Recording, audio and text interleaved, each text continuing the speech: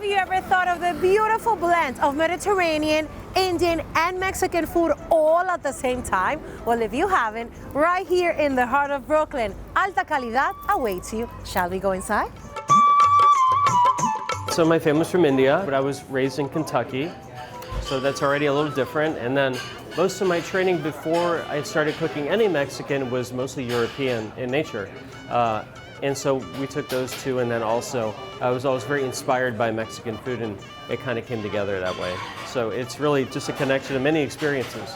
Where did Alta Calidad come from? Because that's a Spanish name, it means high quality. Yes, I think it's really just taking from, kind of my cooking, background, where it was always a quality-driven experience, right? It was always about having just a really high caliber type of experience. Doesn't mean it has to be very expensive, but it does mean that what we put on the plate speaks for itself.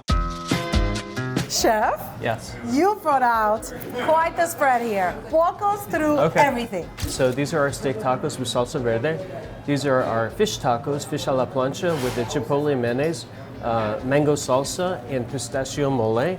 It's kind of an unlikely set of flavors there, but they work really well together. These are tempura shrimp with a cabbage remoulade, and then we make a salsa seca, which is some of the chorizo fat that we render out. We save it, and we add a little maltodextrin to it, and it dries it up and turns it into a powder. So when you squeeze the lime on it, it will reliquefy. Oh my God! Yeah, exactly. So it's a little different. This is our guacamole that we make here, and we have two kinds of acid, one lime juice and a little tomatillo to bring it together a little differently. And then our guajillo salsa, which is really an Indian-ish kind of thing. It's got lots of raisins, more like a chutney, really. That is delicious. Queso fundido. Oh. Halloumi cheese as well as queso chihuahua.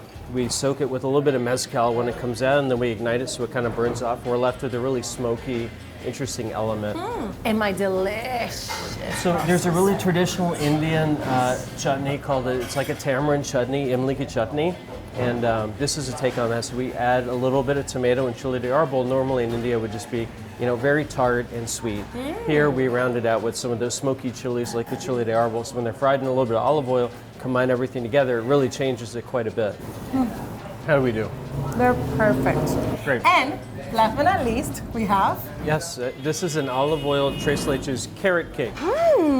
This has been fantastic. Well, it's great having you in. Thank you. Next time we'll get you in the kitchen. Yes, Right? you owe me a class. Yes. Perfect, you owe me a class. That's it. Thank you. Salud.